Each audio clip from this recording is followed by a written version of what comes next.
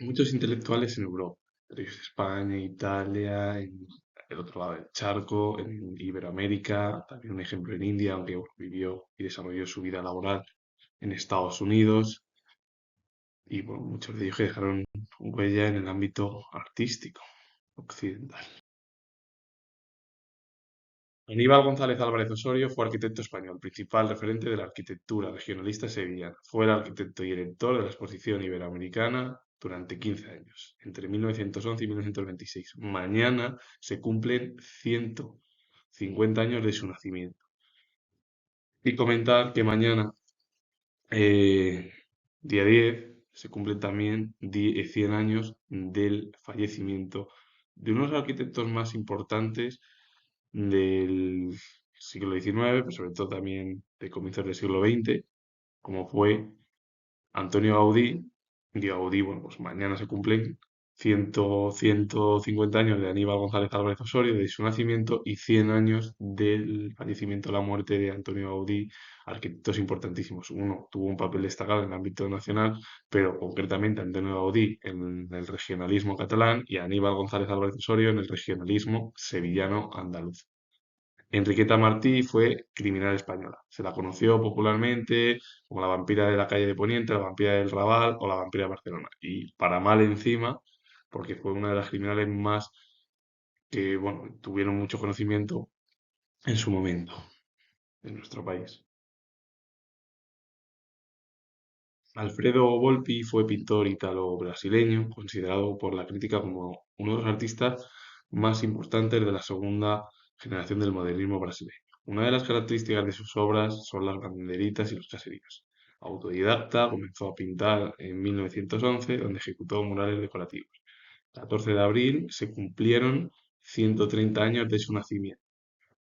Una figura que, bueno, pues, que nació en Europa, pero que se marchó o hizo las maletas hacia las Américas y se convirtió en uno de los protagonistas del arte, uno de los artistas más destacados del modernismo en Brasil, y dejó huella. Comenzó en 1911 a pintar, donde ejecutó murales decorativos, y dejó huella en en la pintura europea y a la vez americana, sobre todo, porque es donde desarrolló su vida laboral. Stanislaw Wyszynski fue pintor, arquitecto, ilustrador, diseñador, ebanista, poeta, dramaturgo y artista polifacético polaco. Una figura importantísima en el mundo, bueno, del arte, en realidad, bueno, unió un montón de formas artísticas: pintura, arquitectura, ilustración, diseño, ebanista. El ámbito literario, pues destacó como poeta, dramaturgo y artista polifacético de su país.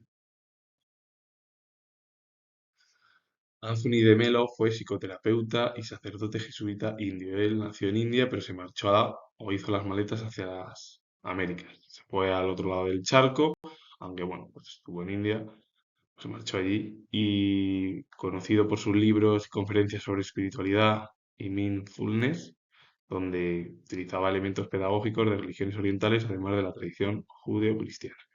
Una de sus obras es El canto del pájaro de 1982. Anthony de Melo fue una figura que entremezcló el pensamiento, la psicología como psicoterapeuta y a la vez la religión oriental y la tradición judeocristiana, porque bueno, nació en India, bueno, entremezcló el pensamiento cristiano con el pensamiento científico de la psicología, al ser el psicoterapeuta. Josep Fontserè y Mestre fue arquitecto español. Se encargó de la organización de la Ciudadela de Barcelona, para la que realizó la cascada, la vaquería y el umbráculo. Construyó también las casas que rodeaban el parque dentro de la tradición neoclásica barcelonesa, y su otro gran proyecto fue el Mercado de Bon en Barcelona. La obra más destacada, como he hablado, es la cascada del parque de la Ciudadela, que se encuentra en la diapositiva junto con el propio artista y arquitecto, y bueno, pues una figura importantísima en el ámbito de la arquitectura catalana, y también decirlo del conjunto de España. Aunque se diga tantas cosas de que no, no, sí puede ser un regionalismo catalán, madrileño, eso está muy bien. Es así, y yo, vamos, eso también es algo que es interesante conocer cada región y luego ya juntarlos a nivel nacional. Nunca hay que dejar en el olvido, que seas catalán, madrileño, andaluz, gallego, me da igual, o vasco, o cualquier zona, si no he nombrado todas, de la península o del territorio, porque hay muchas, pero bueno, que todo el mundo tiene su legado, ya está. Y que no debemos de olvidarlo, aunque luego sea un conjunto a nivel nacional. Alfons Mucha fue pintor, cartelista y diseñador checo, uno de los máximos exponentes del Art Nouveau en su país, y trabajó desde joven como diseñador teatral en Viena. Fue contratado por el conde Karl Cohen Velassi para decorar el castillo de Emmahof. Su protector lo envió a estudiar a Múnich y París, pero como su protector se suicidó, o sí, se suicidó así, en 1887, el propio conde tuvo que ganarse la vida como ilustrador para la prensa francesa. Colaboró en la Illustratio y la Monde Illustré, entre otras publicaciones, y luego, bueno, pues se dedicó ya al mundo del arte y se dedicó como pintor, cartelista, diseñador en su país. Y tuvo la influencia francesa, que era lo que predominaba en su momento, es decir, que todo el siglo XIX y sobre todo el siglo XVIII, todo lo que era francés, pues era lo que tenía el continente europeo. Que en España llegaba con retraso, eso está claro, llegaba con retraso. Luego ya a partir ya de las dos guerras mundiales, la situación ya, bueno, pues se volvió más diversa y ya apareció en Alemania, en otros países europeos y se extendió por todo el continente europeo y la cultura occidental. Pero claro, el siglo XIX, bueno, el siglo XVIII, el siglo XIX era la cultura francesa. Es así, el naturalismo. Émile Zola fue el principal precursor de la teoría y se extendió por el resto de Europa. Y luego es verdad que en España hubo el realismo, el romanticismo, pero la estructura es así. Más o menos Francia ha sido siempre, bueno, es uno de los principales actores dentro del ámbito artístico que bueno, que ha influenciado o ha tenido mayor influencia por el continente o el viejo continente. Y la obra que se encuentra en la diapositiva del propio pintor o artista checo es Las estaciones primavera y verano de 1900.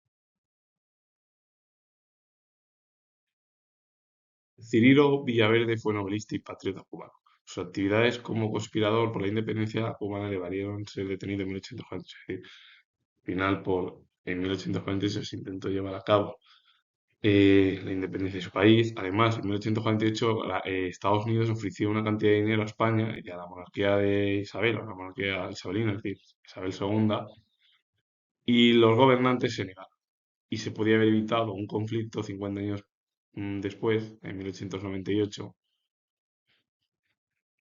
Al final acabó directamente con los problemas de España, porque acabó en ruinas. Se tuvieron incluso que, bueno, se perdió Cuba, Puerto Rico en América, Filipinas en Asia, las Islas Guam se tuvieron que vender al Imperio Alemán porque las compró, es decir, a Europa ya. Pero como fue detenido en 1848, Cirilo Villaverde, pero apenas un año después logró huir, refugiándose en Estados Unidos. Todos de una serie de relatos cortos, su gran obra es Cecilia Valdés o La Loma del Ángel, que se dividió en dos partes. La primera parte se publicó en 1839 y la versión ya definitiva fue ya a finales del siglo XIX, en 1882. Novela romántica de asunto antiesclavista que ofreció una intensa y realista visión de cómo vivía el país en el siglo XIX. Anita Malfatti fue pintora brasileña considerada la introductora de las vanguardias europeas y estadounidenses en Brasil, como muchos de los artistas que dejaron huella en Brasil. La influencia venía de Europa sobre todo y de América, y las vanguardias influyeron por la tradición occidental. Así que con ello finalizo y si os ha gustado este vídeo relacionado con muchos intelectuales, la cultura occidental, darle a like, suscribiros, comentar y repito de nuevo que soy historiador y nos vemos ya en el próximo vídeo.